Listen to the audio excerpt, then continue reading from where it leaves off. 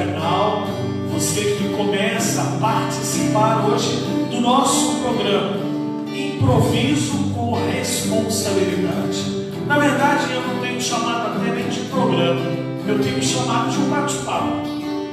Todas as manhãs, enquanto nós estamos aí neste momento de distanciamento social, todo mundo em casa, já levantando, tomando café, que a gente possa bater um papo sobre alguma coisa que pode dar iluminação para o nosso dia, para que a gente converse depois com outras pessoas, partilhe. Gostaria de te pedir, você que ainda não se inscreveu no nosso canal, nos ajude, se inscreva agora, E você que tem participado, você que vai participar agora conosco, não deixe de dar o seu ok, seu joinha aí, Coloque aí o seu like para nós. Você vê que na sua tela aparece aí um sinalzinho de positivo. Você clica aí. Isso é importante para que a gente continue na linha de frente, podendo evangelizar. Outra coisa é te convidar a fazer parte do nosso Telegram, para que você receba todos os dias as homilias das celebrações.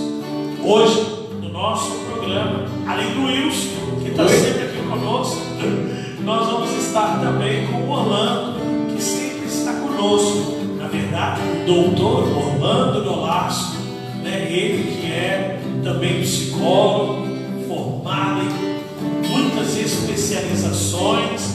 Ele hoje vai conversar com a gente sobre algo muito interessante: medo. Imagine bem, sobre essa coisa que assombra tanta gente. Mas antes, vamos pedir a Deus que nos dê segurança, que nos ajude a entender o porquê de tudo isso. O acaso vai me proteger enquanto eu andar distraído. O acaso vai me proteger enquanto eu andar distraído. Meu irmão, minha irmã, Deus cuida de nós. Deus é nossa segurança. Não é à toa que inúmeras vezes Ele disse: não chore. Por que o medo? Não tenha medo, não temas, não temas. Diante das incertezas, e principalmente por causa dessa tendência que nós temos a controlar tudo, quando as coisas fogem do nosso controle, o medo toma conta da gente. E aí eu brinco dizendo que a gente se transforma no cristão aranha. A gente começa a subir pelas paredes, não só de raiva, mas de desespero. Uma palavra que eu digo que não deve estar na boca de um cristão, porque significa eu não tenho em quem esperar. Mas como a graça supõe a natureza, hoje nós queremos conversar com o psicólogo Orlando Nolasco para entender um pouquinho da nossa natureza diante do medo, e que às vezes nos faz, como eu disse na missa, nos portarmos com insegurança, com agressividade. O medo rouba de nós a razão, e de repente nós nos tornamos simplesmente animais, e aí nós ficamos agressivos. Eu gosto muito de animais, de todos os tipos, e a gente vê que o animal, quando ele está inseguro, ele agride, ele parte para o ataque, e nós às vezes somos assim. Os medos do passado, os medos da existência, do convívio, os temores, os fantasmas que habitam o nosso castelo interior. Esses medos fazem de nós homens e mulheres agressivos. Mas Deus hoje quer que a gente confie nele e viva em paz e segurança. Vem, que a tempestade já não pode te abalar. A segurança em meu barco encontrarás. Confia em mim, o meu amor te abrigará. Sei que angustiado o coração se endurecer, mas eu entendo tudo que te acontecer. Ainda é tempo de voltar para o teu Deus. Não tenhas medo, pois eu estou aqui. É teu Senhor quem diz: quero guiar os passos teus. Vem, entrega-te então, farei morada em teu coração. E quando anoitecer, cansado eu te encontrar, no silêncio teu eu irei te consolar. Nos braços meus descansarás, forças te darei, forças te darei. Não tenhas medo, pois eu estou aqui. É o teu Senhor quem diz: quero guiar os passos teus. Vem, entrega-te então, farei morada em teu coração.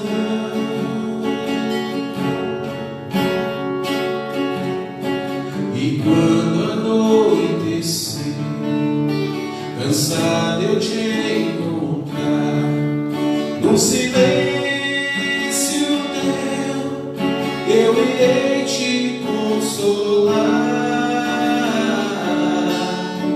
Nos braços teus descansarás, forças te darei,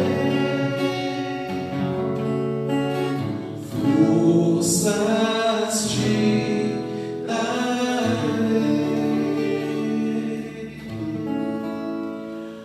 Orlando, bom dia, né? Bom dia, Padre. Bom dia a todos que estão em casa nos acompanhando. Meu irmão, você que aí estudou tanto, né? Tanta coisa que a gente pensa, né? Formado nisso, naquilo outro, eu perguntaria, Orlando, por que o ser humano tem medo? Aonde nasce esse vento? Eu gosto, Padre, de uma reflexão, na verdade, a forma como as neurociências apresentam as emoções.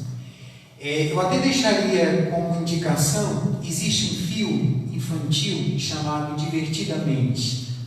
É interessantíssimo, né? Nesse período de quarentena, é uma boa indicação para, junto com a família, os filhos, estarem vendo. E nesse filme, que é com base em estudo de neurociências, são apresentadas as nossas emoções primárias, um total de 6, né, a questão da raiva, da tristeza, do medo, da alegria, né, do nojo, da realidade de que as emoções, elas funcionam como uma maneira de nos portarmos no mundo. Elas não são em si nem negativa, nem positiva. Né? Como nós estamos dando ênfase no medo, nós poderíamos dizer assim, que a dosagem, né? Eu preciso dessa emoção até como uma realidade de prevenção de vida. As emoções, no sentido cognitivo, neurológico, ela funciona exatamente para isso, para proteção de vida, preservação de vida. Mas existe aquele ditado popular que diz que entre o remédio e o veneno está a dose. Com certeza. Né? E aí, eu preciso experimentar as emoções de uma forma equilibrada. Né? Neste filme, é colocado muito claro, né? As emoções, elas são representadas como personagens e elas precisam, os bonequinhos, elas precisam atuar juntos. Né? Nós não podemos negar as nossas emoções. É interessante que muitas pessoas, elas, por exemplo, quando alguém está triste, diz assim, está deprimido. Não, não é isso. Né? No sentido psicopatológico, uma depressão é quando a tristeza, ela derrama, né? Ela excede. No caso do medo, né? Quando nós falamos, por exemplo, de um transtorno de ansiedade, a pessoa ela sente pavor, muito medo. Aquela emoção, ela derramou, ela é um excesso de experiência daquela emoção. Mas ela, na sua dose correta, ela é benéfica. Imagina, por exemplo, se eu vou agora sair na rua, eu não olho nem para a direita nem para a esquerda. Então, essa emoção de percepção de que eu sou frágil, a certa dosagem de medo, me faz olhar para a direita, olhar para a esquerda e esperar o sinal, porque se eu for de qualquer forma, um carro vai me atropelar. Né? Gostei quando você comentou de assumir primeiro essas realidades de medo, essas sensações. E que isso não é, em momento algum, loucura.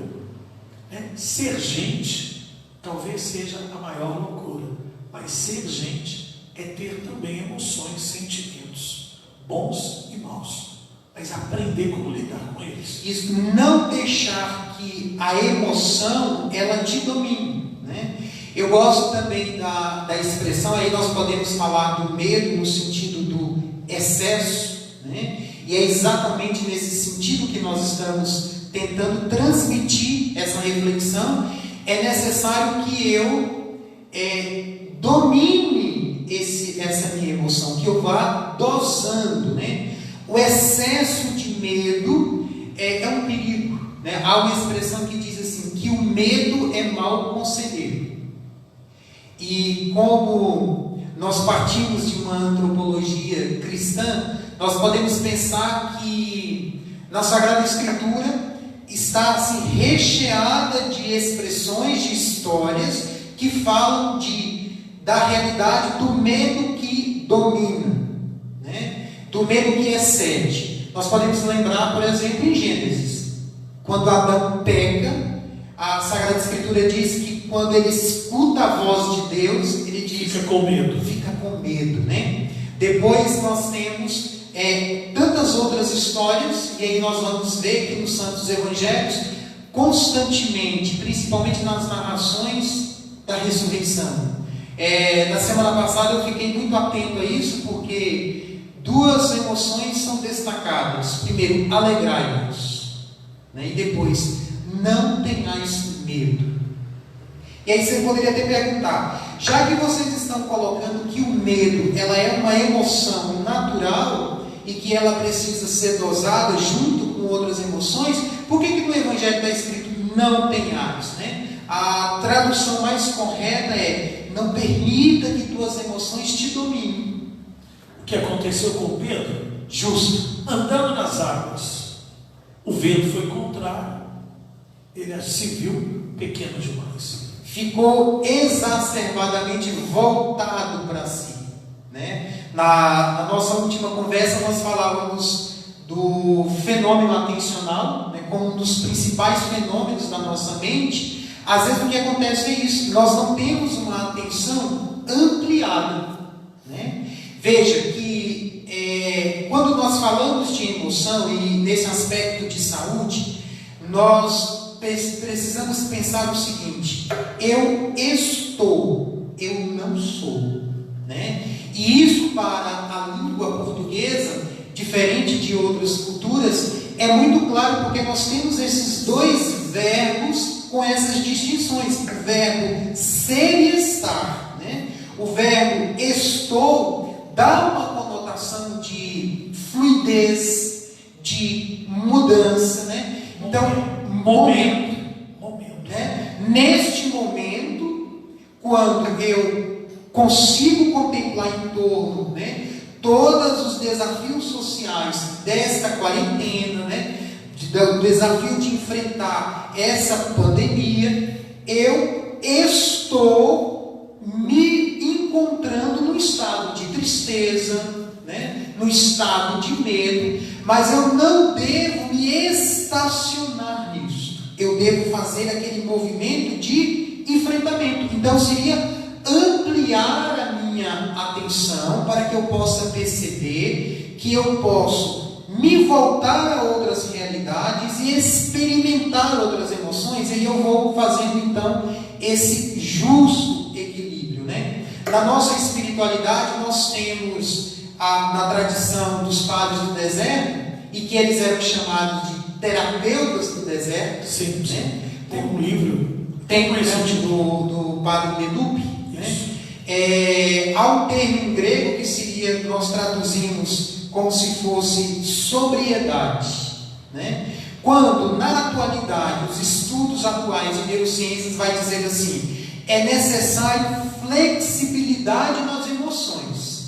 Em espiritualidade nós dizemos é necessário uma certa sobriedade. Aí seria educar as paixões, né? Há uma má interpretação em espiritualidade de que os santos eles negam as paixões. Não. ETs espirituais.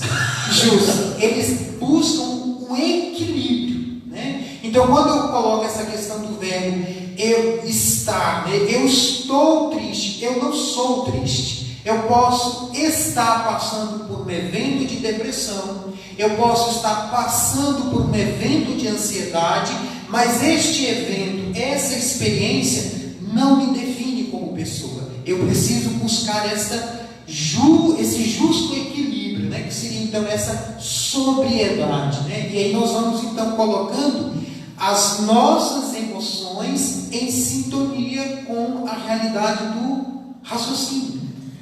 E uma coisa que eu acho que é interessante, você que está em casa, você que está nos acompanhando, perceber, quando, né, o Orlando fala do ser e estar, às vezes a gente acha que porque eu estou já há algum tempo, alguns anos, eu sou.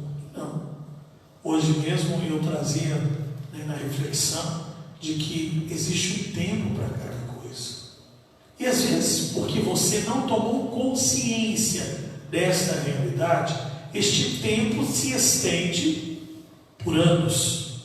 Mas a partir do momento que você vai para o enfrentamento, que é aquilo que eu acho que é o que a gente faz com criança, né? Quando ela fica com medo: papai, mamãe, tem um bicho ali fora. Não tem, tem sim. E aí você pega a criança e mesmo ela chorando, agarrando no teu pescoço, você leva ela lá fora. É a realidade de aplicar uma nova interpretação, né? Nós chamamos em uma das escolas de psicologia a terapia cognitiva, que são pensamentos disfuncionais. Eu coloquei que nós precisamos dosar as nossas emoções com o nosso raciocínio. Às vezes, padre, a nossa interpretação da realidade ela é equivocada, né?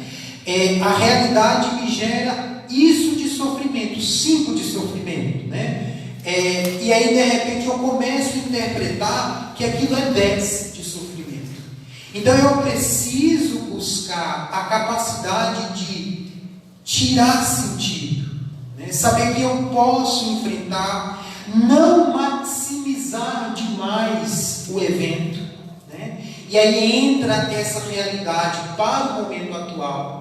Essa semana mesmo eu tive a oportunidade de conversar com uma pessoa por videoconferência, e ela foi me falando exatamente isso, porque ela não foi administrando as informações, a linha de raciocínio era uma linha que ia então gerando de forma exacerbada níveis de emoções, e aí a pessoa ela começou quase que entrar em desespero, né? Ela dizia assim que ela em pânico, né? Então é necessário redirecionar a linha de raciocínio, dizer, olha, um dia de cada vez, né? Essa grandeza que o Senhor citou, né, de Eclesiástico, a cada dia basta a sua preocupação, há um dia para cada momento. Eu vou chorar, depois eu vou rir, né? Fazer esse enfrentamento sem negar esse processo interno, o processo das próprias emoções.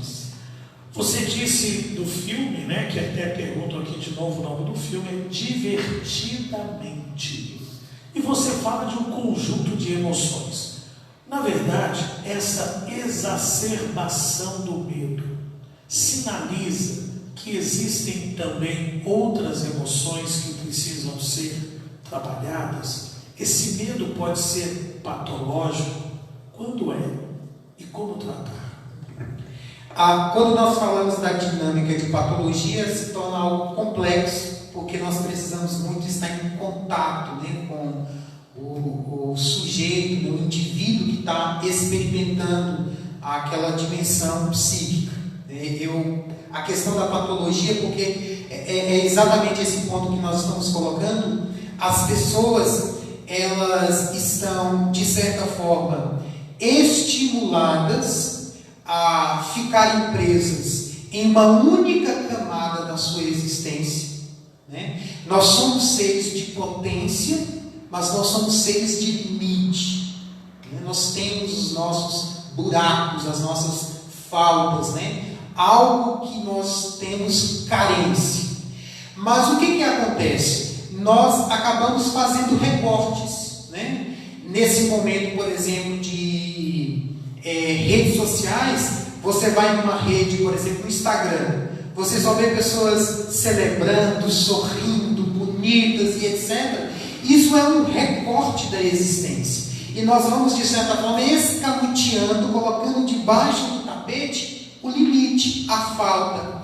Então, qualquer sentimento desagradável, né, de tristeza, de medo, nós às vezes tomamos como algo patológico, e aí nós precisamos de alívios. Aí nós buscamos os fármacos, que é benéfico, mas a partir do momento que você, buscando investigar realmente, olha, eu percebi que determinada emoção em minha vida transbordou. A minha tristeza, ela não é mais uma tristeza da ordem natural. Um luto, por exemplo, né? Toda perda é um luto, né? Nós poderíamos dizer que nesse momento, essa semana eu escutei um depoimento muito interessante do Valmir Alencar, cantor católico, e ele falava isso assim: às vezes estão pedindo de nós, enquanto artistas, que expresse algo que eu não estou vivendo, né? Eu achei muito interessante, porque eu preciso assumir o que eu estou vivendo, mas o que eu estou vivendo, existe um tempo, existe uma capacidade de administração. Agora, a partir do momento que aquilo me deixou, de certa forma, neutralizado, né, totalmente enredado, preso, é o que nós dizemos: esta emoção, ela está passando da linha da normalidade e indo para aquilo que nós chamamos então da ordem de patologia. Está gerando prejuízos de ordens de vida diária, do cotidiano, que são excessivas. Então, olha, é comum eu passar uma tarde, às vezes, né, um pouco mal. Agora, não é normal eu passar os 7 dias da semana mal, recolhido no quarto, sem querer ver a claridade do sol. Então, esses sinais são indícios de que, de fato, existe aí um processo de psicopatologia. E também, respondendo ao que o senhor perguntou, é claro que às vezes nós estamos falando assim, olha, chega no consultório, pessoas dizendo, sobretudo dessas duas emoções, medo e tristeza. Mas na verdade, às vezes existe uma outra emoção primária, né? Uma outra realidade que nós poderíamos dizer que o medo seria secundário. Seria o efeito, isso é uma causa. Justo. E aí é necessário um processo de conhecimento de si mesmo. Ixi, aí é que a onça desce para beber água. Porque a gente quer tratar do problema, mas a gente não quer se conhecer, a gente não quer se assumir. Há uma expressão espiritual que diz assim: levanta para cair. Não, profundo. Levanta para cair. Ou seja, assume, né, para você poder derrotar. Porque é nesse movimento, né, nessa flexibilidade que a pessoa entra no processo de assumir a potencialidade, né? Nós dizemos assim que em neurociência a aprendizagem é repetição, né? Hábito é uma aprendizagem, então eu tenho que repetir, mas o caminho não é linear. Nós vimos muito isso, por exemplo, dentro das nossas comunidades de fé. Às vezes a pessoa ela imagina assim: agora eu assumi as minhas promessas do batismo, então eu vou ter um caminho épico, né? E até uma palavra muito usada nesse momento: olha, você pode ter uma vida épica, mas nós precisamos, né, aprender que o ser humano ele é complexo, que às vezes dar um passo para frente significa dar um passo para trás. E eu acho que aí, de novo, eu vou usar a expressão: é que a onça desce para beber água.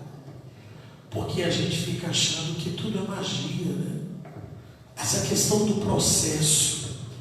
Muitas das vezes, das pessoas que vêm conversar, eu digo assim: quantos anos você tem? Eu nunca falo que eu tenho 28, porque o povo nunca acredita, mas eu sempre pergunto para as pessoas: quantos anos você tem? Quantos anos você percebe que essa realidade está morando dentro de você?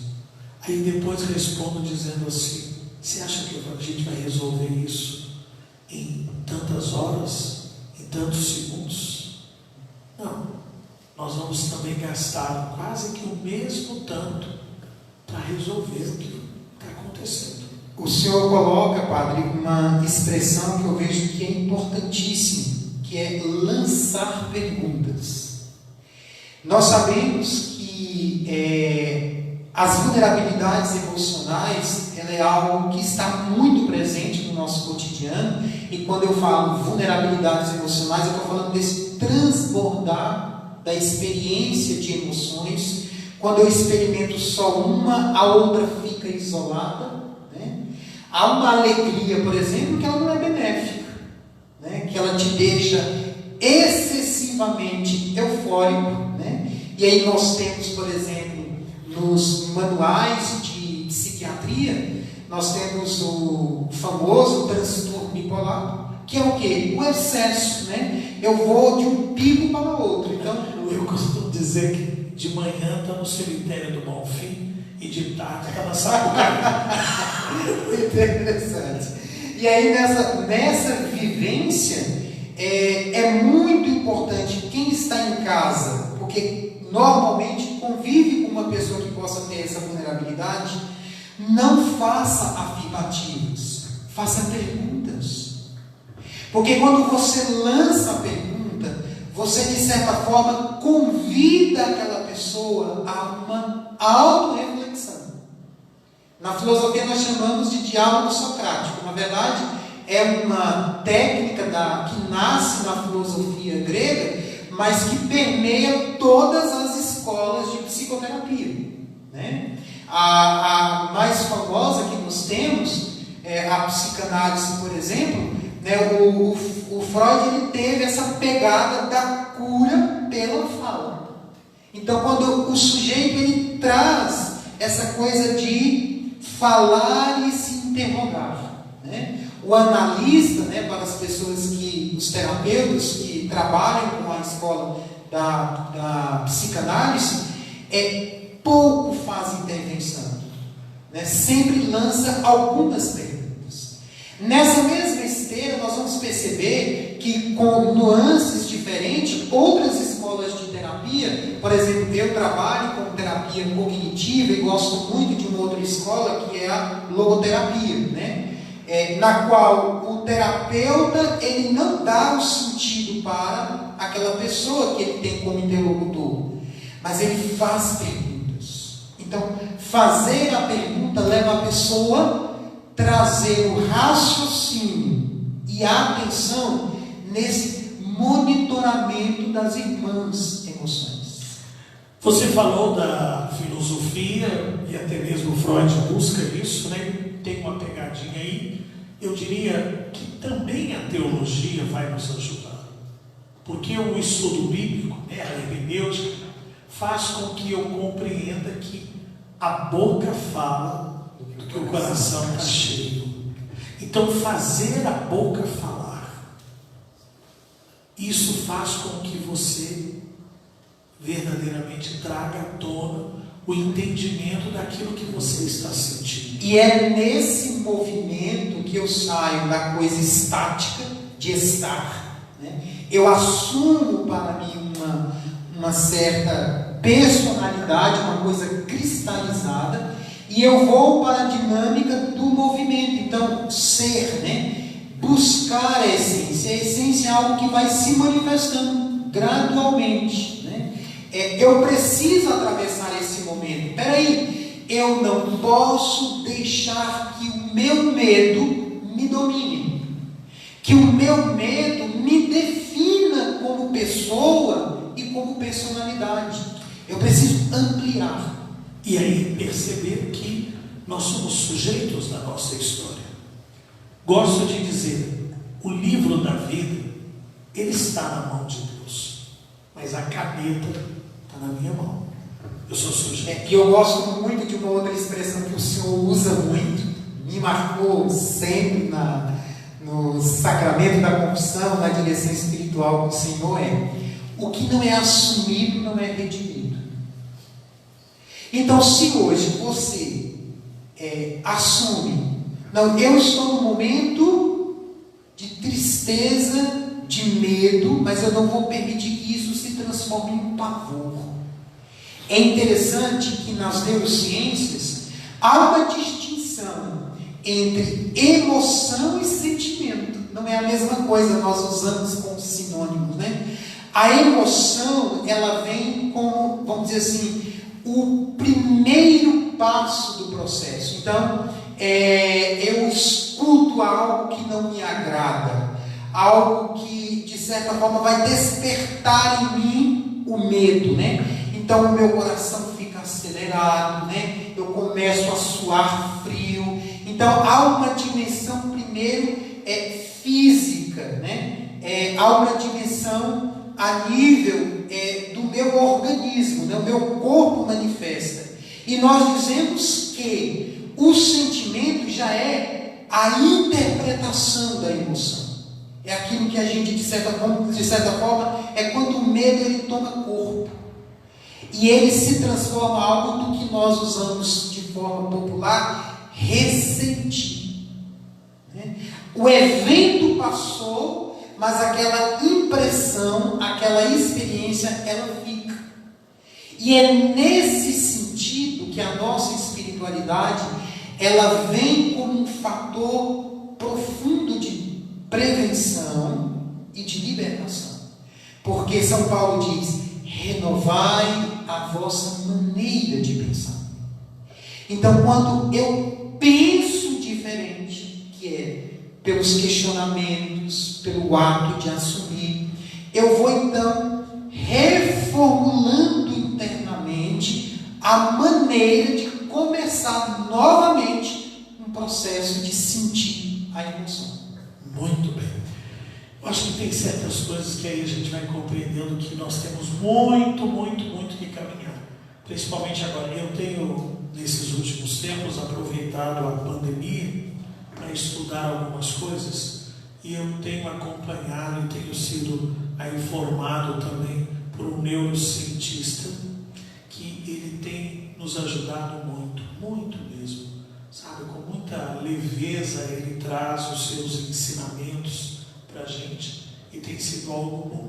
Eu estou dizendo isso para falar para você que a gente teria vontade de ficar aqui um bom tempo, né, conversando sobre essas realidades e outras tantas, mas a fila anda e a gente precisa caminhar. Hoje falamos sobre falar. O medo, ele precisa ser assumido. Nós falamos que nós precisamos ter essa consciência de que eu tenho medo, né? Eu estou passando por um momento de medo, como acontece agora nessa realidade da pandemia. Mas existe uma outra realidade que a gente precisa também cuidar, que é escutar.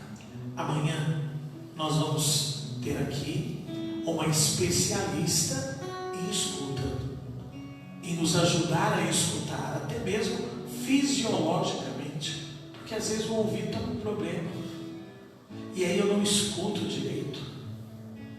Até obedecer vem de escutar, e escutar com o coração. Por isso, lamento dizer, mas nós encerramos nosso bate-papo aqui, né? E é ótimo, pedagogicamente isso é maravilhoso, porque a gente tem que parar de brincar enquanto a criança quer brincar. Isso. Então, meu irmão, minha irmã, foi um prazer poder estar com você. Orlando, é sempre bom sentar e conversar, né? Eu acho que a gente precisa promover essas rodas de conversa, de bate-papo, né? E nós temos aqui outros tantos psicólogos. Eu me veio aqui quando a gente estava conversando, né, de um dia uma mesa redonda com os 4. Até para que o pessoal conheça o projeto, né, Padre? O projeto Poço de Jacó, já aqui há tanto tempo, né? Acho que uns 3 anos já, e tantos profissionais compromissados também com as suas promessas no batismo, né? Então, fazer essa interface entre saúde e ao mesmo tempo espiritualidade, isso é algo muito bom. Sim. E eu até já falei com eles, viu? Cada um deles vai me entregar depois uma proposta de um retiro de um final de semana, né? Cara, imagina, vai ser interessante dentro daquilo que gosta, com pregações, com tudo. E aí, quem sabe, passando essa pandemia, você vai estar conosco no final de semana, conversando sobre essas realidades. Um grande e forte abraço para todos. Nós voltamos amanhã, se Deus quiser. Wilson, mais uma vez, muito obrigado.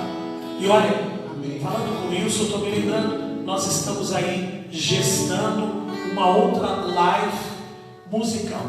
Desta vez a proposta é trazer casais que cantam, para que a gente possa cantar em família. Não tenhas medo, pois eu estou aqui. É o teu Senhor quem diz: quero guiar os passos teus. Vem, entrega-te então, farei morada em teu coração. E quando anoitecer, cansado eu te encontrar, no silêncio teu eu irei te consolar. Nos braços teus descansarás, forças te darei,